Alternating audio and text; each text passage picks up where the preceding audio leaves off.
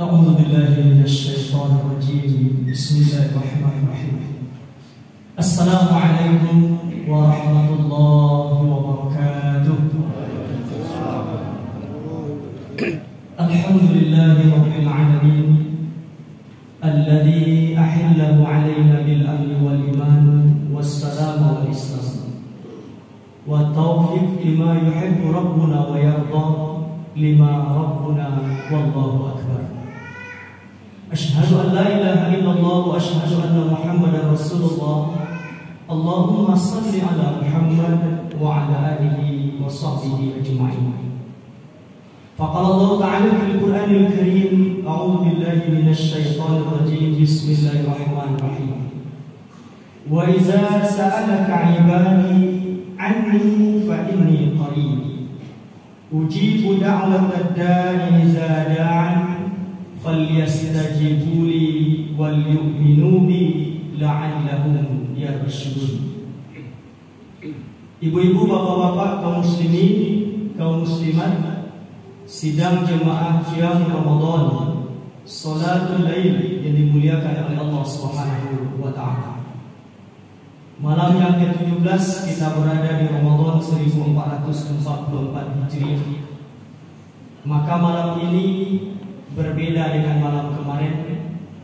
Malam ini juga berbeda dengan malam besok. Maka semakin ke ujung Ramadan ini akan semakin terasa indah dan manis bagi orang-orang yang memang merindukan maghfirah dari Allah Subhanahu wa taala. Maka rasa syukur pantas dan wajib kita persembahkan buat Allah, karena sampai detik ini kita masih diberikan kesehatan jasmani, rohani, kekuatan lahir dan batin. Rasa syukur itu, ibu dan bapak, bedanya dengan kufur sangat tipis sekali. Saat kita tidak bersyukur, pasti kita kufur. Nah, begitu tipis. Kalau tidak bersyukur, kita pasti kufur. Terkadang saat bertukar kondisi hati kita dari sesuatu yang kita inginkan, dari sesuatu yang membuat kita bahagia, berpindah kepada sesuatu yang kurang membuat kita bahagia, kadang-kadang rasa syukur kita mulai hilang. Saya mencontohkan kepada jemaah, seorang petani datang ke kebunnya, dia lihat kebunnya itu kok baporak ladonya, lado itu rancak-rancak, buahnya merah-merah, gadang-gadang, panjang-panjang. Kira-kira ayam yang di hati seorang petani. Rasa bahagia, Bu ya. Lalu dengan refleks akan muncul ucapan dari lidahnya, alhamdulillah, lain rancak.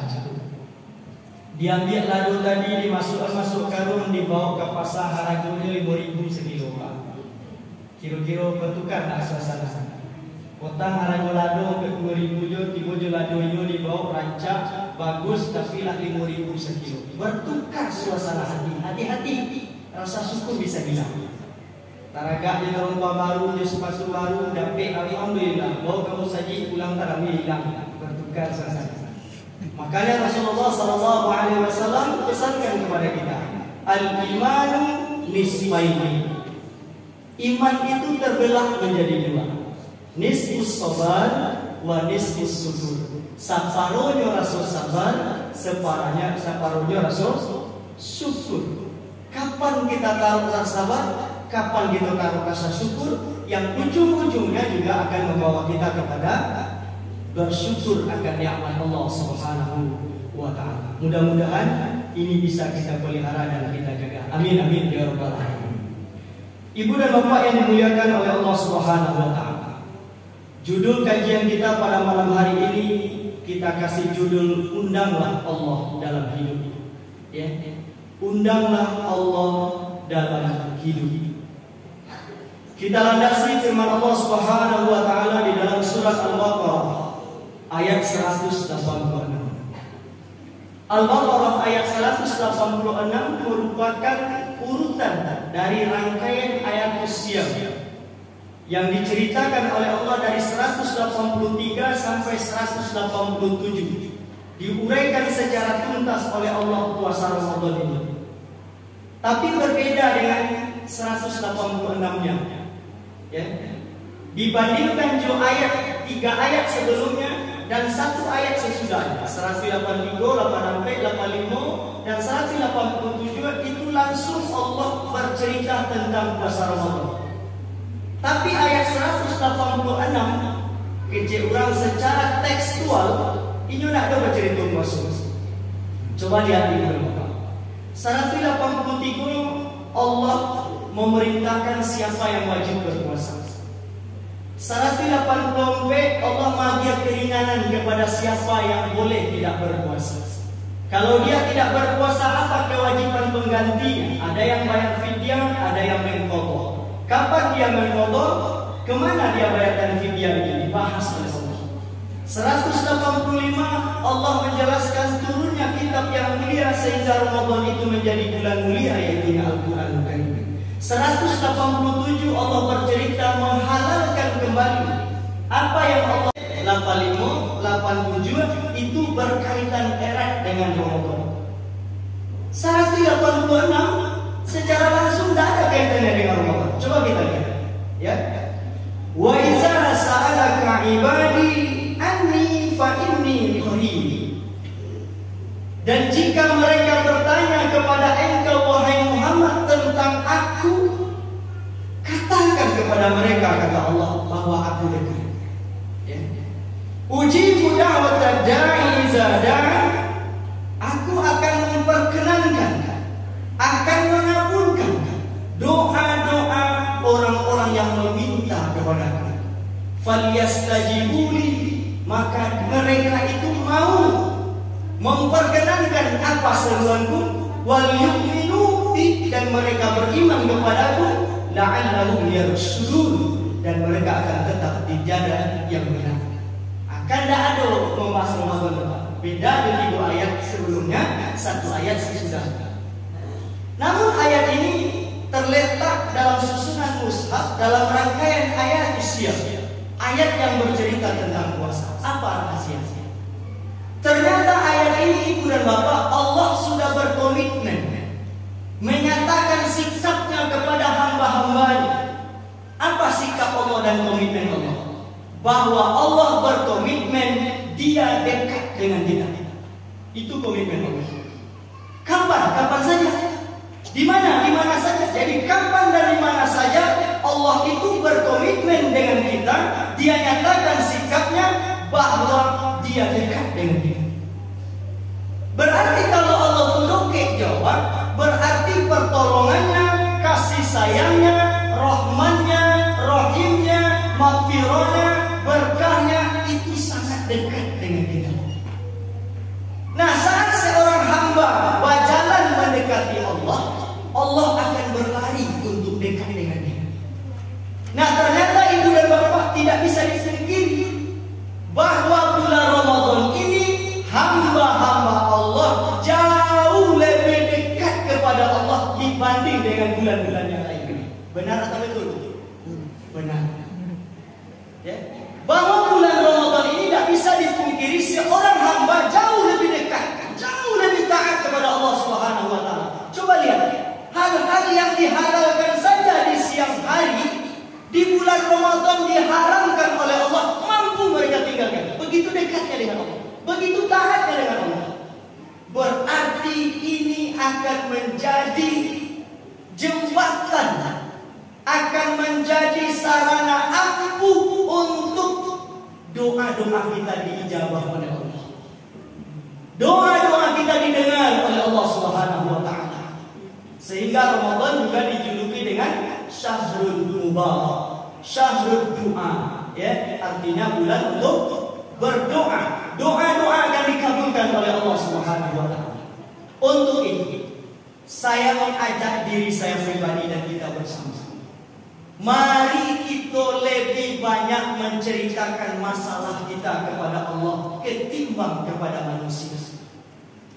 Kalau manusia awak ceritakan persoalan hidup aku, ibu dan bapak, kadang-kadang nanjong dia bisa korun, nan kusui bisa selesai, yang kusui yang selesai bisa kusui karena keterbatasan ilmu manusia ini.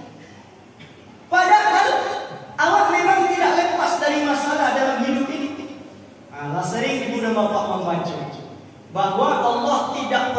menjanjikan dalam Al-Quran bahwa hidup ini mudah. Hidup ini tidak punya masalah. Satu ayatnya.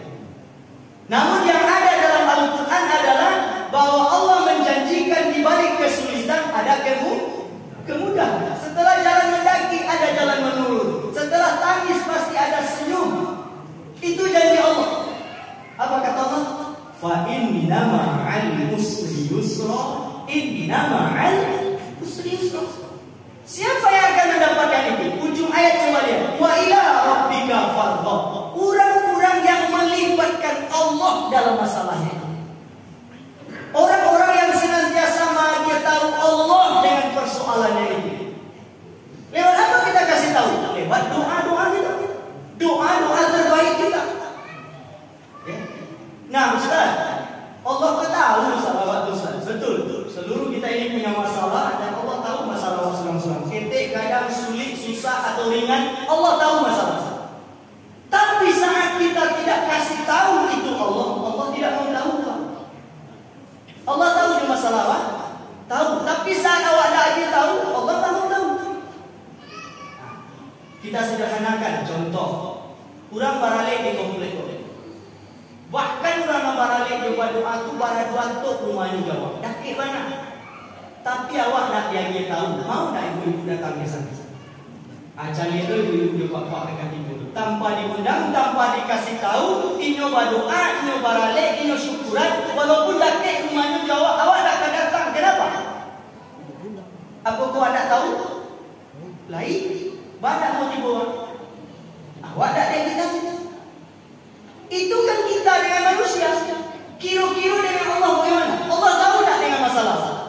Tahu saat kita tidak kasih tahu sama Allah, Allah tidak mau tahu.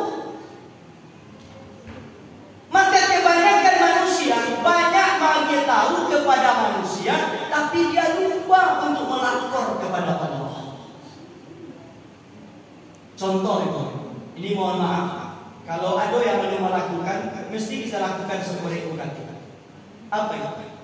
Contoh awal kebanginan itu, rumah mesti diperbesar. Nah, sado dengan dola dijual piti lah habis untuk bagian rumah mereka. Nak do piti le, tapi tak sudah rumah tu. Nyo harus sudah. Kira-kira anak paling copet untuk mendatangkan piti. Berhutang, betul? Boleh tak hutang-hutang dalam Islam? Boleh, asalkan tidak ada riba. Boleh. Nah, pertanyaannya, majalah awak berhutang itu kasih awak melapor. Adakah kita melapor dan minta izin kepada Allah? Wahai Allah, ambil kamar yang rumah kebutuhannya. Lalu uang saya tidak cukup, mesti saya berhutang ya Allah. Berikan saya kelancaran rezeki, kemudahan rezeki, kesehatan badan agar saya cepat untuk bisa melunasi hutang-hutang saya ini, wahai Allah. Lama lapor. Di tengah jalan kita membayar hutang pun muncul kendala. Wah, kan tak tahu loh. Mulai corona hutang. Wah, lancar wak sampai ekonomi lancar-lancar kita terkendala. Lalu awak mengadu kepada Allah saat datang kendala itu. Sebelumnya awak nak melapor ke Allah, wahai Allah, bahagia ya Allah. Jual kadang bayar hutang ya Allah. Tak ada sumber binti ya Allah. Tapi hutang pun mesti dibayar. Kira-kira apa bicara Allah? Dulu kasihan pada umur. Lain mengecek kamu. Awak-awak saja apa? Adakah menakan awak membalik tanahnya nak melapor ke awak? Ladi kali itu pondasi pak indah juga melapor ke awak. Latagak batu bata setinggi lutut ibu dan bapak digugat kurang tanah itu bermasalah tanah itu. Kilo-kilo kemanakan itu kasihan ke mengadu. Kasih apa? Ke mamanya. Kilo-kilo saat itu diceritakan ke mamanya, kilo nangga muncul di hati mama. Suka, marah atau kesal?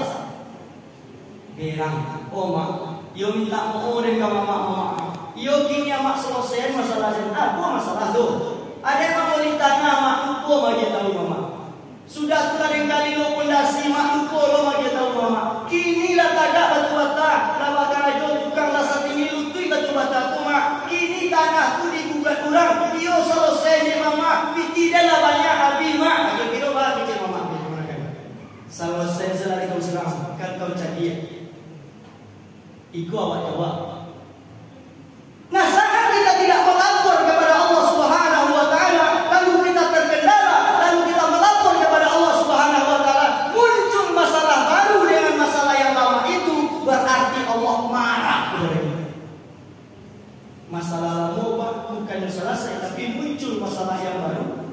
masalah yang lama itu. Coba tanya diri kita masing-masing, pernah nggak kita melapor ke Allah? Ini rahasianya. Maka untuk kedepannya ibu dan bapak, mari kita anak kita boli, anak kita kue, anak kita rencanakan apa saja yang akan kita kerjakan. Yuk melapor pertama kali itu kepada Allah Subhanahu wa Ta'ala. Karena Allah katakan di dalam Al-Quran ayat yang tadi, siapa yang mau melapor, yang mau berdoa, yang mau minta kepadaku, ini meminta kalian.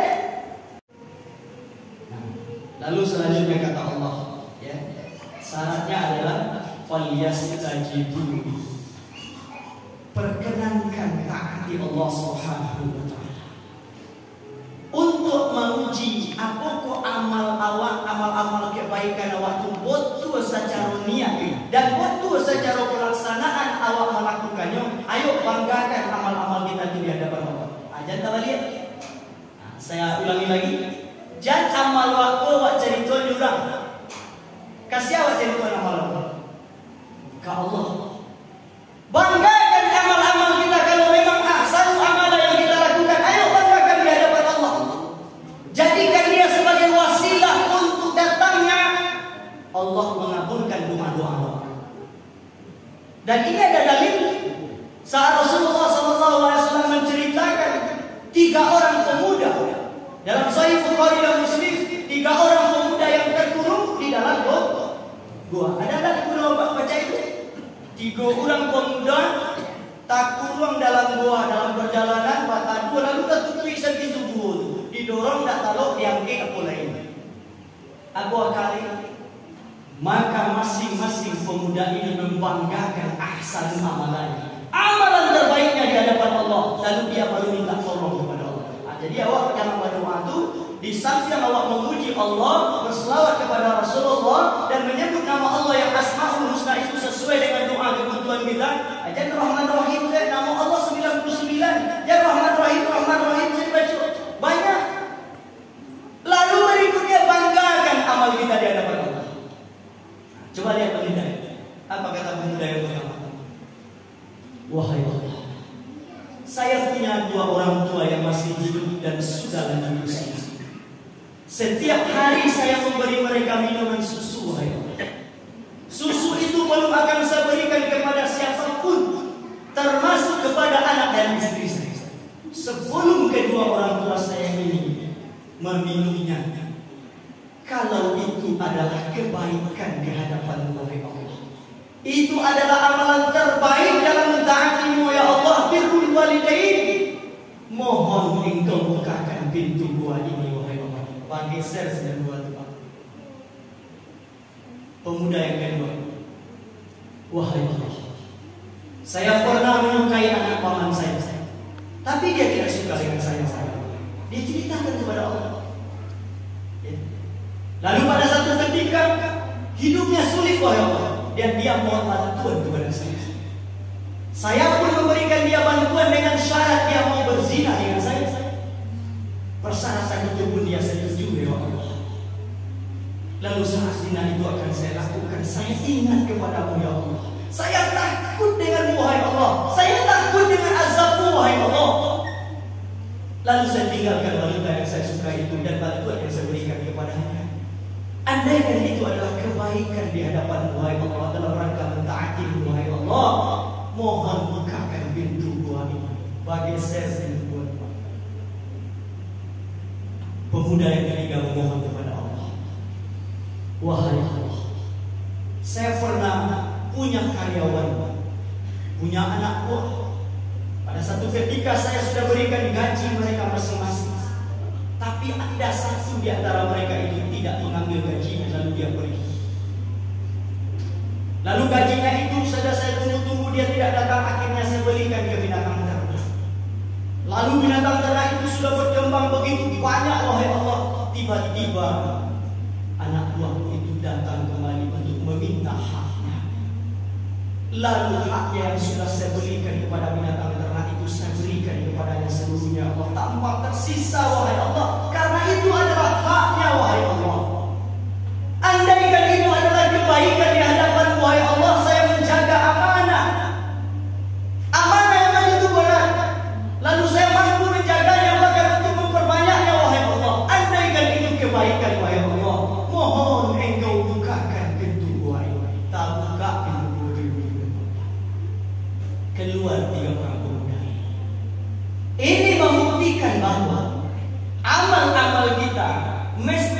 banggakan di hadapan Allah. Pertanyaannya, olah siap dan pede Allah membanggakan amal kita di hadapan Allah.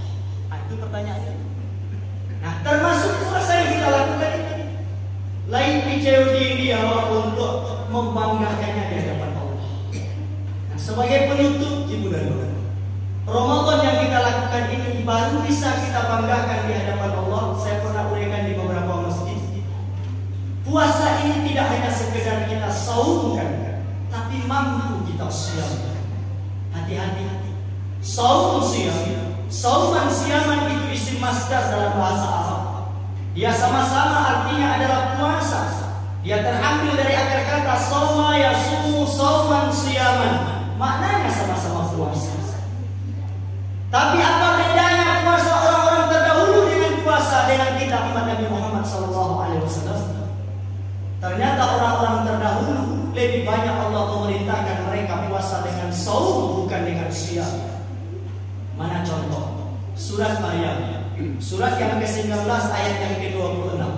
Saat Allah perintahkan Siti Maryam, ibunda Maryam, ibunya Nabi Isa berpuasa, Allah tidak menggunakan siam tapi saum. Coba lihat. Fakulli washrobi wa qarri ainai. Wahai Maryam, makanlah kamu dari buah kurma itu, minumlah kamu dari air telaga itu, bersenang-senanglah kamu dengan anak yang baru engkau lahirkan itu.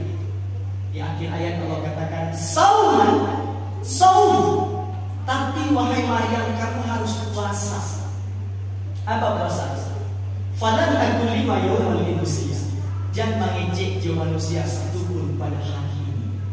Jadi Siti Maryam itu ibu dan bapak, puasa itu tidak dia ngejek jiwa. Barang sehari. Kenapa Siti Maryam dilarang berbicara? Karena Siti Maryam memang ditakdirkan oleh Allah satu-satunya wanita titik tidak pakai rumah, yang hamil dan punya anak tanpa suami. Satu-satunya wanita. Yang kecil itu awalnya Siti Maryam begini Ustaz. Itu tidak Siti Maryam, yang salah-salah ya. Nah, Siti Maryam itu cik. Ya. Nah, pas dia sudah hamil, lalu dia tidak punya suami, wajar tak masyarakat katanya? Wajar. Wahai Maryam, malaki, bilo menikah, baharilah gadang seperti itu, bahari hamil, kamu berzina ya? Bahapun Siti Maryam menjadikan ke masyarakat orang tidak yakin. Itulah tak tahu doa hari kejadian melekona hamil saja apa. Walaupun Siti Maryam menjadikan itu apa, orang tidak akan percaya. Sampai Siti Maryam diusir. Kemudian lahir anaknya. Anak lain anak dosa masih membawa hebat deh hinaan orang. Wahai Maryam, ibumu orang baik, bapakmu orang baik, kakekmu orang baik, nenekmu orang baik. Abadiku karajogo, malayan anakmu tak ada apanya doh. Kamu berzina ya. Saat itulah Maryam dilarang bicara oleh Allah. Sauman. Jangan ngejek. Berpuasa. Tidak usah jawab. Lalu siapa yang menjelaskan? Isa. Karena Isa diberi mukjizat bisa mengejek waktu ketek. Makanya ibunya dilarang mengejek, dilarang menjawab. Wahai Maryam, kamu berzina ya? Apa kata Isa yang masih kecil? Tidak. Ibu saya tidak berzina. Dijelaskan secara tuntas oleh bayi yang baru lahir itu kepada masyarakat sampai masyarakat itu paham. Ternyata ibu dan bapak, saat Allah perintahkan puasa ini dengan saum, kerja kita imsak itu hanya menahan. Yang ditahan pun tidak banyak, hanya satu. Waktunya pun tidak lama, hanya sehari. Tapi perintah puasa buat kita di 183 itu sangat mulia. Ya ayyuhalladzina amanu kutiba alaikumus shiyam. Shiyam bukan saum. Mana siyam? Puasa itu, siyam itu maknanya adalah wa arrafa hududahu wa tahaffaza mimma kana yanbaghi an yatahaffaza fihi ghafara ma kana qabli. Itulah makna siyam. Siyam itu, imsak itu maknanya dua. Satu, menahan. Wa arrafa hududahu, dan dia tahu batas-batasnya. Batas maksudnya itu adalah batas dia memulai menahan apa yang membatalkan puasa, mulai dari terbit fajar sampai terbenam matahari. Mulai fajar sampai terbenam matahari. Terbit fajar bukan bunyi sarine, tapi azan subuh.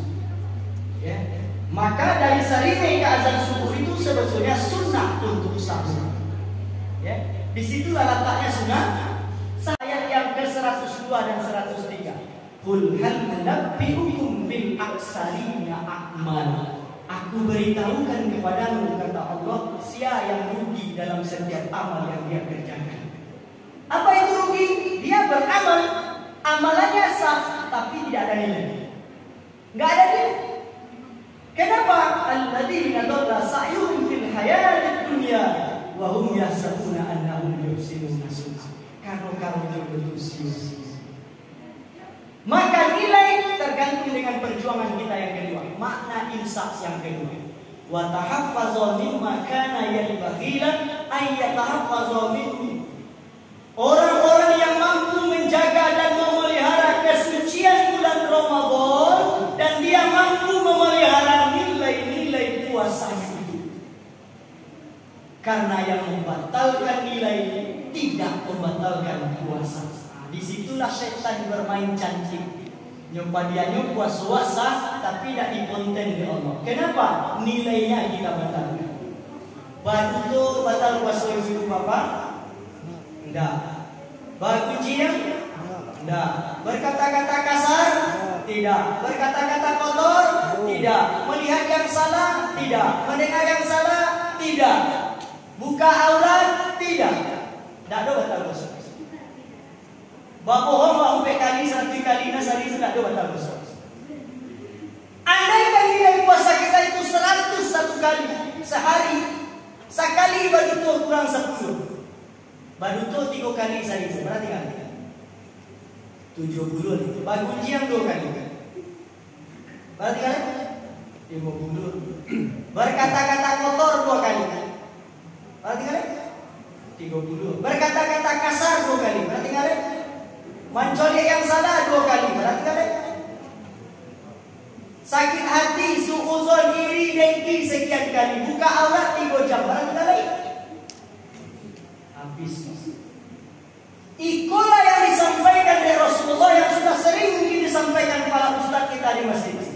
Banyak orang yang berpuasa ini hanya mendapatkan lintah awilat ya pone saja tapi dia tidak dapatkan apa-apa. Itu karena nilainya dia kuras sendiri.